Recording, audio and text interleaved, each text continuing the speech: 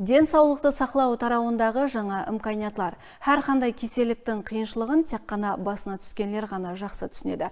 Медицина тарауында енгізіліп отырған реформалар бұндай инсанларға жақыннан жәрдем көрсетуде өзінің ұнамлы нәтижелерін бермекте. Қарақалпақстан медицина институты клиникасында Ташкент қаласынан келген шпакерлер құлақ, тамақ, мұрын, жүз жақ кеселіктері менен ауырған балаларға өзлерінің әмелие жәрдемлерін көрсетті. Сөз хабаршымызға.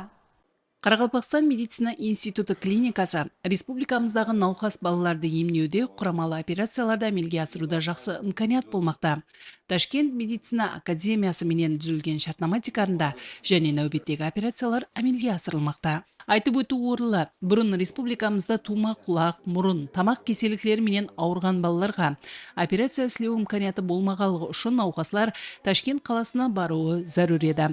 Мемлекеттік дәрежеде халықтың саламатлығын бекемдеуге қаратылған іті бар. Әсіресе социалдық қорғауға мүдделі шаңырақтар үшін Ташкент қаласынан шпакерлердің келіп операцияларды әмелге асыруы медицина тарауындағы реформалардың әкуәйі халық арасына келіп жеткенлігінің бір мысалы.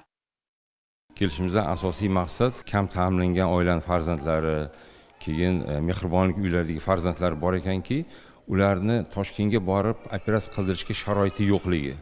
Shuning uchun biz shu narsaga qaror qildikki, ularni Toshkentga chaqirmasdan balkim katta komanda qilib bu yerga kelib shu operatsiyalarni shu yerning o'zida qilishga qaror qildik. Bu hozir ajratib olingan bemorlar bu yuqori labida kemtigi bo'lgan bemorlar, tanglayda yorig'i bo'lgan bemorlar, tug'ma nuqsoni bo'lgan bemorlar va albatta kuygandan keyingi qaysidir bir tashqi qismida, teri qismida qandaydir bir jarohati bo'lsa, o'shalarni ham rekonstruksiya qilib operatsiya qilishni rejalashtirganmiz. 47 ta kasallik ko'rib, shu 47 ta ko'rilgan kasaldan 19 tasini biz operatsiyaga ajratib oldik. 3 kun ichida operatsiya qilib, bularni hammasini operatsiya yo'li bilan davolashni rejalashtirganmiz.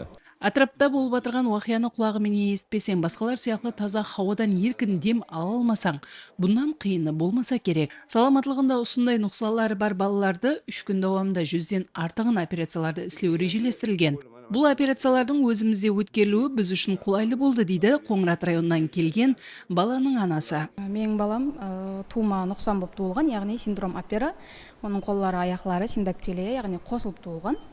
Біздер балам туылғаннан басылап Ташкент қаласына барып көрсетіп бастадық. Яғни Ташкент қаласына 1,5 жасынан басылап операция істету арқылы қолларын ашу жолдарын бастады. Ашып басталғаннан біз Ташкентке барып көрсетіп, алып келіп жүретін едік нүкіске. Енді врачтардың өздері келіп, осы жерде операция істеуді басталған екен. Соны естіп, қаттыға қуанып кетті.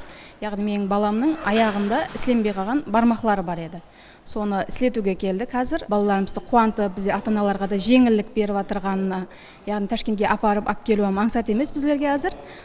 Со жағынан қатты рахмет айтамын. Халықтың саламатлығын бекемдеуге қаратылған бұл әмелі илажлар социалдық жәрдемге мұқтаж бұқараларға болған және бір іті бар. Ең бастысы елімізде инсан қадірін ұлықтаудың және бір көрінісі өз тасиғын тауып атырғалығы менен ахметлі бұл іслер.